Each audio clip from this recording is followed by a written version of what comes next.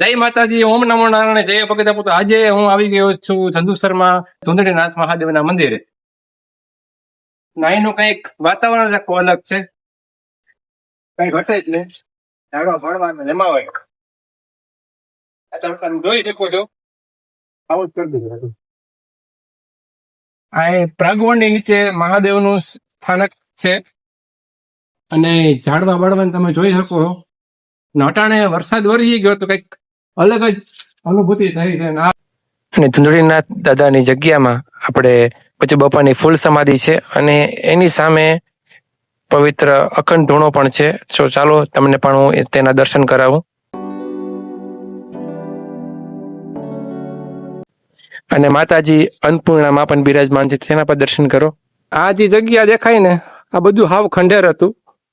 પછી અત્યારે તમે જોઈ શકો છો નવ નિર્માણ ને એની અંદરથી આ બધી મૂર્તિઓ નીકળેલી છે, તમે જોઈ શકો છો. નહીં, મસ્ત વૃક્ષ છે બીલીનું, તમે જોઈ શકો છો મંદિરનું. આમ કંઈક અલગ જ કંઈક અનુભૂતિ થાય છે. આ બધું કંઈ હતું નહીં, હાવ ખંડેર જેવું જતો તો કહેવાય નહીં.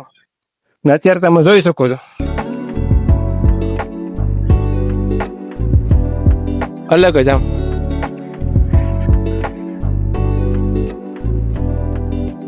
કઈ ન ઘટે ના, જે વાતાવરણ જોરદાર, કઈ ઘટે જ નહીં.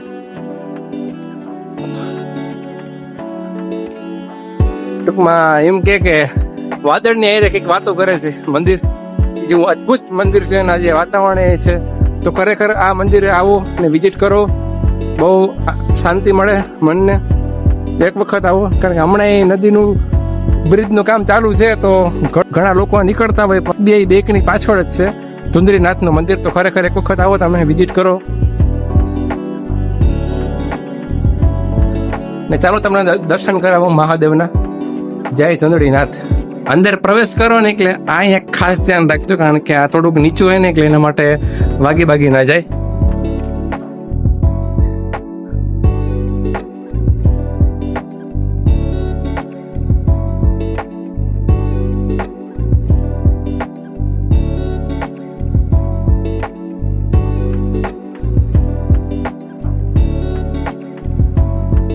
અદભુત, કઈ ઘટે નહીં.